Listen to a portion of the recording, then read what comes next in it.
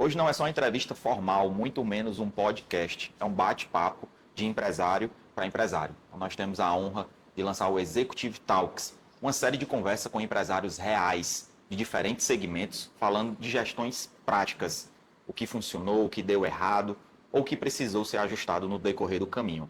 A ideia aqui é simples, você ouvir, se identificar e perceber que muitas vezes a dor do outro é a mesma da sua. Então é isso, bora acompanhar? Hoje a nossa convidada é a Stephanie, obrigada pelo convite e aceite, até de última hora. Não.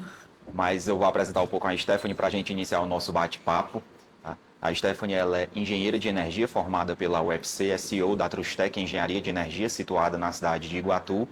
E hoje ela está aqui para contar um pouquinho da sua jornada, dos seus percalços, desse mundo que é o empreendedorismo de altos e baixos, mas sempre muito gratificante. Então, Stephanie, eu queria que você iniciasse se apresentando um pouco, falando da sua jornada, né? Como foi a ideia de criar a Trustec, para poder o pessoal saber da sua jornada e da sua história.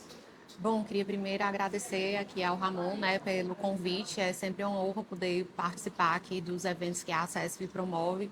Sempre muito gratificante, a gente aprende muito. E hoje eu vou falar um pouquinho da minha história, né, como eu comecei a Trustec nesse ano de 2026, vai fazer 8 anos. Então, o Ramon sabe aí a média de sobrevida das empresas brasileiras. A gente conseguiu ultrapassar a primeira etapa, graças a Deus. Não é fácil, não tem sido fácil, é a trancos e barrancos mesmo, mas eu acho que a história de todo empreendedor é mais ou menos dessa forma, né, Ramon? Verdade. E eu comecei, gente, como engenheira numa outra empresa, até o momento que eu recebi um convite para vir trabalhar em Iguatu com outra coisa, nada a ver com a minha área, topei. E quando cheguei para a empresa que eu trabalhava para dizer que eu ia sair, eles me fizeram uma contraproposta, me pediram para se tornar sócia da empresa, vir para Iguatu, morar em Iguatu e meio que trazer uma filial da empresa para cá. E aí eu passei um ano nessa vida dupla, emprego em Fortaleza e Iguatu. Foi muito conturbado, mas muito gratificante. Aprendi, trabalhei muito. E depois desse tempo eu decidi realmente sair da empresa e focar no meu emprego em Iguatu, que, de novo, não tinha nada a ver com a minha área de formação, mas também era muito gratificante poder trabalhar na minha empresa familiar. Até um dia que eu recebi um convite, né, uma ligação de um antigo cliente, e ele me convidou para fazer um estudo de viabilidade de uma usina solar para ele. Eu fiquei muito chocada, porque é um grande cliente lá em Fortaleza, e fiquei muito honrada e disse que topava. E aí, nesse meio de todo esse percalço e todo esse negócio, veio a ideia, né, e a coragem, finalmente, de montar a minha própria empresa, que foi a Trustec, que foi montada aí no final de 2018. E a gente vai agora para o 8º ano, iniciando o 8º ano na empresa. E tem sido muito gratificante fazer e trazer a realidade da energia solar aqui para Iguatu e região. A gente também atua a nível Ceará, temos até 2 projetos, na verdade 3 projetos fora do estado, sendo 2 no Maranhão e um em Petrolina, Pernambuco. E a gente vem se reinventando todos os dias, porque o mercado sempre pede e vai os desafios, independente do setor que se atua, eu acredito que tenham muitos desafios. Eu estava vendo agora uma entrevista também na internet e o cara falou assim, ser empreendedor é estar 80% do tempo levando pancada. Então 80% da nossa vida de empreendedor é só desafios, É só desafio. é só pancada. E aí, mas é isso, é algo realmente gratificante. E aí eu achei interessante porque eu acho que foi muito você viu uma oportunidade naquilo, né?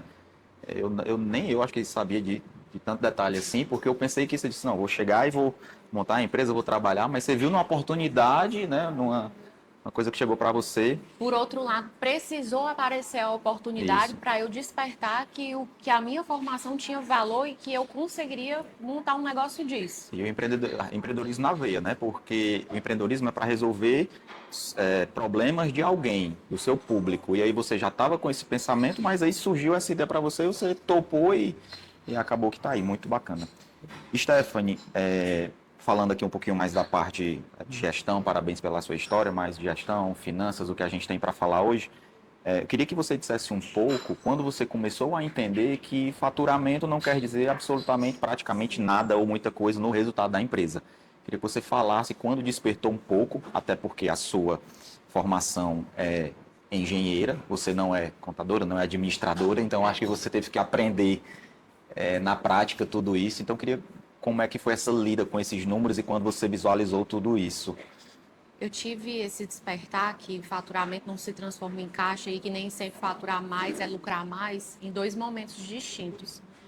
Primeira vez foi quando eu preguei o maior projeto da história da Atrustec, que foi em Fortaleza. E a gente precisou contratar a equipe lá. E aí eu gastei muito para fazer essa contratação e gastei muito com folha de pagamento dessa equipe, onde eu fiquei praticamente com a filial da Atrustec em Fortaleza durante quase 6 meses. E eu vi que o resultado não veio como eu esperava, né? Apesar de eu ter pego o maior contrato da história da empresa. E esse foi o primeiro despertar, que foi um despertar muito mais intuitivo, mais sentido do que mesmo eu ter lido sobre isso, estudado sobre Sim. isso. E o segundo momento foi quando eu realmente estudei sobre isso, né? Que eu vi na prática vários exemplos, né? Nas consultorias e treinamentos que a gente participa e eu sempre estou buscando me aperfeiçoar e aprender um pouco mais. E a gente viu na prática exemplos de empresas que faturaram mais e faliram, Sim. sabe? E aí que veio a lembrança, ou aquele momento que eu passei por aquele grande projeto, por aquele grande faturamento, foi exatamente um exemplo parecido com o que está aqui. Perfeito. Acho que o método era um grande cliente, né, que você fez o projeto. Mas eu Isso. acredito que você teve um destaque por estar executando esse projeto dele, Ah, correto? sem dúvida, abriu muitas portas, né? É um cliente que está com a gente até hoje, né? E, assim, a Atostec, ela tem um diferencial, porque a energia solar é meio que assim, você é meu cliente hoje e nunca mais você vai ser meu Sim, cliente, teoricamente, porque, teoricamente, você só precisa de uma usina solar para sim. sua casa ou para o seu negócio. Mas a gente tem o grande prazer de acompanhar o crescimento dos nossos clientes. Seja na sua residência, mudei para uma casa maior, estou consumindo mais energia, ou seja na empresa, expandir, abrir uma filial. E assim, Bom, comprei um terreno maior, quero comprei aumentar um a terreno usina. maior, quero aumentar a usina. Então, assim, a gente tem um privilégio muito grande de ter muita recorrência em vendas. E isso, dentro do segmento de energia solar, é muito raro. Reafirma que o seu trabalho é um trabalho com qualidade, né? Essa questão que você falou da empresa, que você não teve uma lucratividade tão esperada, é o método perde e ganha. Às vezes a gente tem que perder para poder ganhar mais na frente, visibilidade, alguma coisa do tipo. A vida não é só ganha, ganha, né? Então, É verdade. Existem outras formas de ganhar que não sejam só financeiras. perfeito. Eu tenho aqui mais uma pergunta. É muito interessante essa pergunta que eu acho que no começo, quando você colocou a empresa, eu acredito que você não tinha uma estrutura igual você tem hoje, né, de funcionários, de estrutura física. E eu acho que muita coisa passava por você. Ou seja, tinha que ter o teu ok, a tua validação, né, ou até mesmo, acho que algum contato com algum cliente, alguma venda que porventura você tenha feito. Então, eu queria saber quando foi o momento e quando você despertou que dessa barreira de eu não posso estar mais ou no operacional, ou eu tenho que descentralizar para poder a empresa crescer, para poder tudo dar certo. Então, eu queria entender como é que você lida um pouco disso, dessa liderança de descentralização perante outros setores. Esse é um quesito muito difícil para mim, porque eu demorei muito a deixar de ser bem centralizadora. Eu era, Ramon, tipo assim, eu revisava a formatação de todas as propostas, contratos, relatórios, tudo. Sim, Eu não revisava só a parte técnica, eu revisava a fonte, o tamanho da fonte, a cor, a formatação do texto. Eu era muito centralizadora e isso fazia com que eu trabalhasse dia e noite, noite e dia e eu nunca estava satisfeita, sabe? E muitas vezes eu me apegava a detalhes que passavam despercebidos, sabe? E o momento que eu notei que eu precisava descentralizar foi quando eu realmente passei por um treinamento em São Paulo, cujo o objetivo do treinamento era realmente mostrar que o empreendedor, ele não pode ser centralizador, ele não pode ser o único que faz tudo dentro da empresa. perfeito. E aí foi esse momento que eu disse assim, opa, eu preciso dar um passo para trás, estruturar o negócio, formar lideranças, dar mais autonomia às pessoas para elas errarem por si só, para elas consertarem por si só.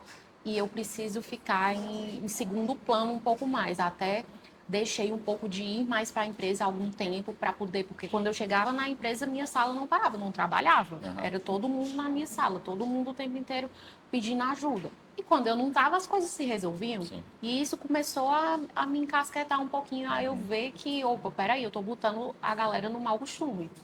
De querer resolver de De ser só a solucionadora dos meus problemas, né? isso, de E ser a não. solucionadora de todos os problemas. Lógico que você, como um CEO da empresa, tem problema que só você vai resolver. E tem problema que só você deve resolver mesmo. Mas o murmurinho, eu era muito de querer resolver desde um atendimento que saiu errado a um cliente que chegava chateado ou a um projeto que atrasava ou dava errado, entendeu? E não é bem assim. A gente tem que dar autonomia para o nosso Concordo. pessoal. Porque sem a autonomia, eu acho que não há responsabilidade. Concordo perfeitamente. Já nessa parte ainda do departamento pessoal, do setor de recursos humanos, você acha que é melhor contratar melhor ou criar processos claros e bem definidos para a equipe? Eu acho que um mix dos dois. É, recentemente, mais ou menos há uns pouco menos de um ano para cá, a gente refez o nosso processo de contratação, sabe? A gente estruturou realmente um processo que ele passa por um phone screen, passa por umas certas perguntas, passa por testes que vão de acordo com cada cargo e setor da empresa. E aí, para a gente ter um bom profissional, não basta só você achar a pessoa, porque você às vezes acha uma pessoa muito boa e a sua empresa é muito desorganizada ou o Perfeito. processo que a pessoa vai fazer lá dentro não está bem estruturado, você não tem tempo de estar todo dia com ela no treinamento, no dia a dia, e ela acaba indo pelo mau costume. Você acaba perdendo uma pessoa muito boa porque o setor dela não está bem organizado, o processo não está bem desenhado. Sim. E ao contrário, é a mesma coisa, né? Quando você tem um processo bem desenhado, mas você não tem um colaborador que tenha tanto engajamento, que tenha tanta competência, também não serve de muita coisa, porque Não serve. vai dar no mesmo, né? Maravilha. Para a próxima pergunta. Quais são hoje os números que você tem mais, você é mais vidrada em olhar? Olha, eu acho que eu e todo empresário, o primeiro número que a gente olha quando acorda e quando vai dormir é a conta bancária, né? Eu acho que esse é o que a gente é o mais vidrado em olhar, que é como é que está a situação financeira. Eu meço minha situação financeira por número de folhas de pagamento, Sim, sabe? Eu gosto de, eu já tenho a minha próxima folha, ou eu já tenho o próximo salário do próximo mês dos meus colaboradores, porque é o que eu boto como prioridade, né? É cumprir o meu compromisso com quem é mais importante lá dentro da empresa, que são os meus perfeito. colaboradores. E, além disso, eu olho muito o contas a pagar e o contas a receber. Sempre num histórico de 3 meses, 6 meses e um ano. Ótimo. 3 meses para eu ter uma figura do... E assim, lá na empresa eu fiz uma coisa que tem dado muito certo, que foi colocar as despesas para 2 dias fixos. Eu tenho mais ou menos 4 dias principais no mês, que é o dia da folha de pagamento, quinto dia útil, dia 10, que é o dos meus representantes, e aí todas as outras despesas ou são dia 15 ou são dia 30. Então, começo de mês, eu tenho 3 datas muito importantes que eu olho toda semana a programação para o quinto dia útil, para o 15º, para o 10º e para o 15º. Entendi. Cria uma previsibilidade de caixa bem melhor, porque você sabe, você tem aquele dia fixo para poder fazer aqueles pagamentos e aí você consegue se organizar com aquelas datas, né? O famoso Isso. fluxo de caixa. E olho muito se o meu contas a pagar ele tá atrelado a essas datas que eu tenho muito importante, Sim, né? De uma forma lógico, existem milhares de indicadores que são importantes dentro da empresa, mas assim, para mim esses são os principais que são o básico, né? O básico bem feito resolve muita coisa. resolve. Você está precisando tomar uma decisão, fazer um investimento, alguma coisa para a empresa, tá? Qual é esse número, essa informação que você vai buscar para poder ter essa tomada de decisão? Bom, eu olho muito o que eu já tenho lançado no meu contas a pagar e receber, Ou mas seja, o que você tem de compromisso para o que eu frente. tenho de compromisso para frente e olho o meu CRM para eu ver o que é que eu tenho de fechamento pela frente, porque um outro problema do meu ramo é que a gente não tem coisas com recorrência, né? A gente está se estruturando, fazendo alguns modelos de negócio de recorrência, mas ainda está muito, vamos dizer, ainda muito imaturo o Sim, negócio, ainda não cresceu como eu gostaria. E então, antes de fazer qualquer investimento, eu dou uma olhada no que eu tenho de projeção de venda, porque qualquer estimativa de 3 meses para frente da minha empresa, ele não vai ter um contas a receber tão bom.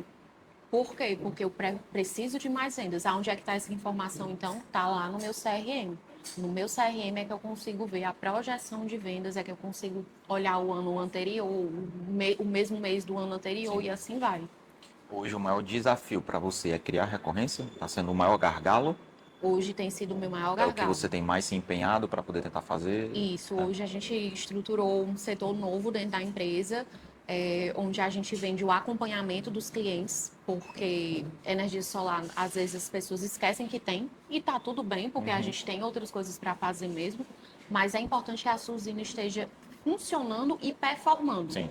Não só funcionando tecnicamente, mas performando, ou seja, a energia que você gera, ela se demonstre que está nas contas de energia, que ela está realmente acontecendo e trazendo o retorno que é esperado. E muitos clientes, eu diria que qualquer cliente empresarial deve ter esse acompanhamento. E clientes residenciais que não conseguem fazer esse acompanhamento por si próprio, a gente também tem pacotes que é de baixo custo, que cabe no bolso de todo mundo. Para realmente a gente não só ter essa recorrência, como a gente poder continuar prestando um serviço de excelência. E fazer com que o cliente ele seja sempre satisfeito com aquele investimento que ele fez. Perfeito. A gente estava falando que a vida do empreendedor realmente tem muitos desafios e a gente comentou que alguns desafios desses são desafios internos. Pessoas, processos. Só que se for só isso, estava até ótimo de resolver. Mas a gente tem desafios externos também, que são muitos. E aí eu queria que você dissesse como é que você tenta se planejar, se existe alguma coisa dessa, para poder não impactar tanto na empresa. Vou citar exemplos. O governo começou a taxar, acredito, colocar uma taxação em cima da energia solar, que isso acaba influenciando o setor. Então, são situações externas, macro, que acabam influenciando. Exemplo, vocês lidam diretamente com uma empresa, que é a Enel, que deixa muito a desejar em atendimento, em seja suporte, seja lá o que for. E isso acaba influenciando, acho que até negativamente, o trabalho de vocês. Ou isso é talvez uma solução para vocês, porque aí vocês podem vender esse problema para o cliente. Queria entender um pouco disso. No caso da Enel é uma situação bem complicada. Alguns clientes veem isso como Enel, mas outros veem como um Trustec, sabe? Sim. É uma coisa que dói muito na gente quando o cliente confunde a responsabilidade da Trustec com a responsabilidade da Enel. E isso muitas vezes é confundido. Então, eu sou muito, vamos dizer, eu tenho muita dificuldade de fatores externos lá na empresa. Eu diria de mais fatores externos do que de fator interno. Porque, assim, quem acompanha um pouco do ramo da energia vê que todo mês estão voltando uma lei para dificultar a coisa. A China agora acabou de diminuir um subsídio de exportação que vai impactar nos preços. O Banco do Nordeste está colocando uma nova imposição para os financiamentos. Então, assim, dentro do meu negócio, hoje, o maior desafio vem de fontes externas mesmo. E eu ainda não sei, realmente, vou ser sincera, eu ainda estou Sim. tentando me preparar para essas coisas. Tanta coisa uma atrás da outra Porque que. é tanta chibatada uma atrás da outra que tem vezes que a gente é pego de surpresa, dá aquela tristeza, aquele momento que o empreendedor, acho que todo empreendedor tem, abrindo aqui o coração, né, de dizer assim, poxa vida, que negócio difícil, por que que a gente não tem um momento, um tempo de paz? Mas eu acho que, independente do meu ramo, eu acho que todo mundo tem esse mesmo sentimento, né? De que quando uma coisa vai bem, outra vai lá e vai mal de Sim. novo, seja externo ou seja interno. Mas no nosso caso, o externo ele contabiliza bem muito mais problemas do que o interno. Eu acho que até comparado a outros setores Você acompanha bem nosso dia a dia, você sabe como é desafiador, né? A Enel tem sido um desafio constante, né? Principalmente para projetos grandes, que é o que a gente era expert no passado. Hoje a gente tem atendido muito mais cliente residencial do que industrial e comercial. E o principal motivo não é a empresa, é a Enel, são as distribuidoras de energia e que a gente está vendo que elas estão a gente está à mercê das distribuidoras. Isso é uma dor que qualquer empresa que trabalhe prestando serviço que dependa da distribuição de energia deve estar com a mesma dor que eu tenho. Perfeito.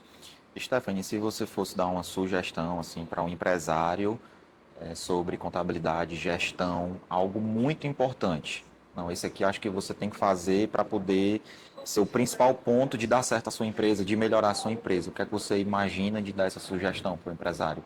Olha, eu acho que para você que está começando agora uma empresa ou tem pouco tempo, a coisa de contabilidade que eu mais me ative a aprender logo que eu comecei foi o custo real de um funcionário, que eu acho que pouca gente tem essa noção. A importância de você ter um funcionário realmente na CLT, que é muito importante. Não adianta, empresa que não tem empresário CLT não é empresa. Verdade. Tá brincando de ser empresário e tem que entrar para a formalidade. Não existe isso. É um problema bom de você ter. E para você ter esse problema, você precisa entender o real impacto dele na sua folha de pagamento, no seu contas a pagar. E a segunda coisa é o preço dos seus impostos. Você fatura tanto, quanto que você tem que pagar de imposto por aquele faturamento? Como é a sua precificação? Que eu vejo muita coisa por aí que eu tenho certeza que as pessoas não estão levando isso em consideração. Que eu não sei como é que no final do mês está sobrando dinheiro, porque tem gente que não bota o valor do imposto na conta. Vai só no olhômetro e Vai no Deus dará. olhômetro e não sabe precificar. Algumas perguntas rápidas aqui. É melhor crescer agora ou se organizar primeiro? Com certeza se organizar. Se organizar para poder crescer um pouco mais na frente, né? Contratar rápido ou esperar a pessoa certa? Eu não contrato mais rápido. Por mais que seja uma emergência, eu procuro conversar com quem está dentro da empresa, peço ajuda e isso tem sido muito positivo e faço um processo de seleção com mais calma. Perfeito. Preço mais alto com menos clientes ou preço menor com mais volume? Na minha situação, eu prefiro um cliente maior, com maior volume, né? Sim. Sim. Menos volume de vendas com clientes maiores que, por consequência, vão deixar mais dinheiro na mesa. A situação do seu primeiro cliente, né? Planejar muito ou agir rápido? Eu sou do time que planeja demais. Eu já diria que eu tenho que começar a agir mais e planejar menos. Sim. Mas agir sem ter um planejamento, jamais. Perfeito. Aquela situação se eu tivesse que cortar alguma coisa, eu passaria 80% do tempo afiando o machado, né? Para poder Isso. dar certo. Centralizar decisões críticas ou formar líderes? Formar líderes. Cliente difícil que paga bem ou cliente fácil com margem menor? Cliente difícil. Cliente difícil que paga bem. Que paga bem, com certeza. Não há nada impossível de se resolver. Mas um cliente difícil que tem particularidades, isso faz parte de uma empresa de engenharia. Existe uma frase que diz assim: os clientes mais exigentes são aqueles que mais lhe ensinam, que mais você consegue crescer, né? Isso. Tem também uma frase que diz que o cliente mais trabalhoso é o que menos deixa dinheiro, né? Sim. Isso aí também Isso é uma coisa ruim para todo. Eu tenho que concordar, isso é a verdade. Tem cliente que é melhor a gente não ter, né?